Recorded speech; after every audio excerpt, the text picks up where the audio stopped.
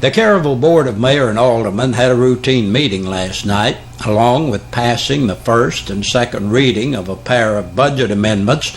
The board approved several other items. They included bidding out the annual cleaning contract, keeping Brian Keaton on as a temporary employee with the police department, buying a new police car from Ray Varner Ford in Clinton for $26,242.70, advertised for bids for a four-wheel pickup truck for the fire department at a cost of $20,000, purchasing two rear tires for the garbage truck at a cost of $350.28 each. They discussed paying two invoices in the amount of $510 each to Derek Weichman for the plumbing inspections for Dollar General and Holiday Inn Express. They agreed to pay $1,000 to terminate a contract with Aramark Uniform Company. Advertised for bids for 25 tons of salt for the street department this winter. Approved a fire department fundraising roadblock on Saturday, September 21st for the Muscular Dystrophy Association. In other business, Mayor Chris Stanley announced that the Wilco Hess Company planned to open a truck stop at the 141 exit across the highway from the Travel Center's new truck stop.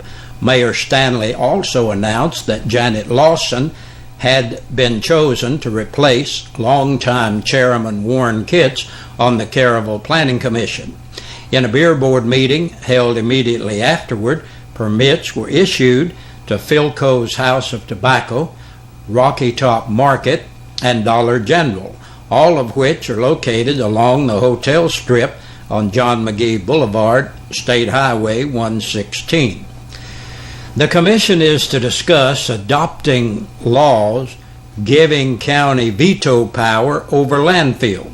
After passing a resolution of non-support last month for a proposed landfill in the Westbourne area of northern Campbell County, county commissioners may go a step further next week by invoking the Jackson Law, a state law that allows local government to have veto power over any proposed solid waste landfills within their jurisdictions. When Mayor William Bayard told commissioners at a workshop in August that they had no legal way to stop the project, Ketchen Land Company's environmental consultant, George Hafanis, quickly added, "The mayor said that, not me." It turns out that the company's spokesman had reason for his denial.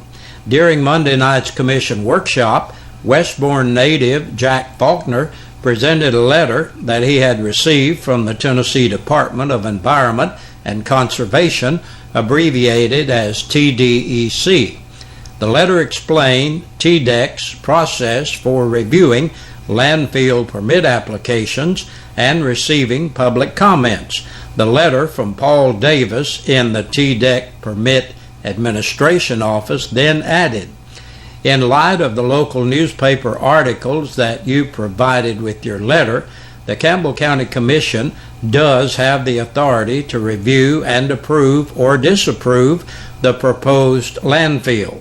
Davis continued to explain that under TCA, local governments do have the option to adopt a provision that grants the local government the responsibility to review and approve or disapprove a landfill. He added that Campbell County has not adopted the Jackson Law passed in the 1990s under the sponsorship of State Senator Doug Jackson from Middle Tennessee. Davis added that should Campbell County vote to adopt the law before a permit is issued by the state, TDEC would stop its review and processing of the permitting activity. When asked for an opinion on the Jackson Law, County Attorney Joe Coker said he was not familiar with it, adding that he is the local registered agent for Ketchen Land Company, and as such it would be a conflict of interest for him to advise either the company or the county in any conflict arising between the two. He did agree to obtain a copy of the law in question and explain the provisions to commissioners at the September meeting next week. Marie Ayers asked that a discussion of the Jackson law be placed on next Monday's agenda, and Sue Nance asked that the agenda also include a vote on whether to approve the landfill.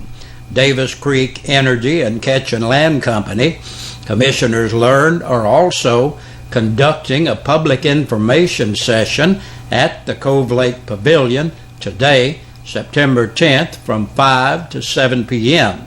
At an earlier Budget Committee meeting, commissioners voted 13-0 to approve a request from Airport Manager Bert Loop to appropriate $29,000 from the airport fund as a local match for a state and federal grant to add 10 new hangars at the airport. Loop explained that because the Campbell Airport has completed all security and infrastructure improvements required by the FAA, federal and state grant dollars can be used to expand storage capacity, with local government only providing a 5% match.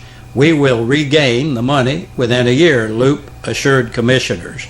Every hangar we have is currently rented, and we have a waiting list of aircraft owners. After being assured that money was already in the airport operation budget that can be used for the matching share, the commissioners approved the grant application. Less likely to gain approval was an invitation from Air Medical Care Group, representing MedTrans and UT Lifestar, for Campbell County to pay a $206,000 annual fee that would guarantee medical helicopter service free of charge to every Campbell County resident in the case of an emergency requiring air ambulance evacuation. Air Medical Care is offering this guaranteed cost-free service to individuals for a charge of $65 a year, but will guarantee the Lifestar service to every county resident for the higher payment from local government. Chance Owen, a spokesman for Air Med Care, pointed out that medevac charges usually exceed $1,000 and are not covered by most insurance policies. He added that more than 100 Lifestar flights were recorded into Campbell County last year, and the total is over 80 so far in the current year.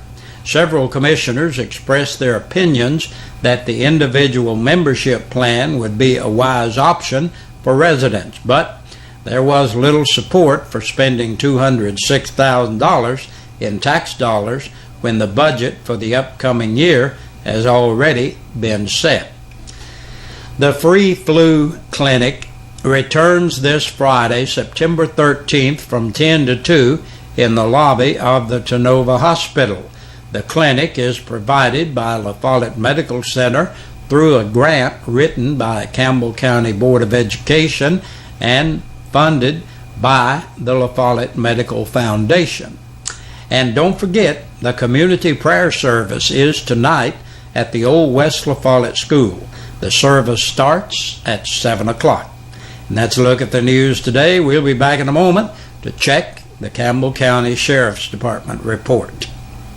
And 4 people have been booked into the Campbell County Jail in the past 24 hours. Ken Allen Honinger, 49, of Vincent Estate Road in Jacksboro, for aggravated assault by domestic violence. 46-year-old Kenneth R. Schwingle of Elizabethton for driving while suspended, simple possession of drug paraphernalia, and violation of the address change. 22-year-old Jackson Tyler White of East Central Avenue, La Follette, for aggravated burglary. Carlo Richard Wilder, 41, of Mountain View Road in Jacksboro, for driving on a revoked or suspended license, 8th offense, and possession of a legend drug. And that's a look at the news for this Tuesday. Thank you for being with us. Stay tuned. We got a lot more coming your way on the radio, the TV, and the web throughout the evening. And we'll be back here with the local news tomorrow at 5:30. Hey, Big Josh with you on this Tuesday afternoon, looking at our birthdays and anniversaries. Our Birthday and Anniversary Club is brought to you by your friends here at WLAF and Eastside Pizza and Deli. They're located in the Food Line Shopping Center. Today's birthdays, George McCullough is celebrating. Happy birthday to you, George. Brenda Madison's having a birthday. Happy birthday to Brenda. And Frank Norman is having a birthday today. Happy birthday, Frank. Kaylin Hill is celebrating today. Happy birthday, Kaylin. And yesterday, Bill Archer celebrated. Happy birthday, Bill. Andrea Wright had a birthday yesterday. Happy birthday to Andrea. And Paul Lynch celebrated yesterday. Happy birthday, Paul. And on Sunday, Wanda Johnson celebrated. And we hope all of you had a great day or having a great day. Now, if you're celebrating your birthday or your anniversary today, and for some reason we don't have your name on our list, hey, we want you to have a good day. But remember, the only way that you can qualify to be in the drawing on Fridays is if we have your name in here. And you could win a birthday dinner for two or an anniversary dinner for two from your friends here at WLAF and Eastside Pizza and Deli, located in the Food Line Center. Hey, good Lord willing, we'll see you tomorrow evening at about this same time.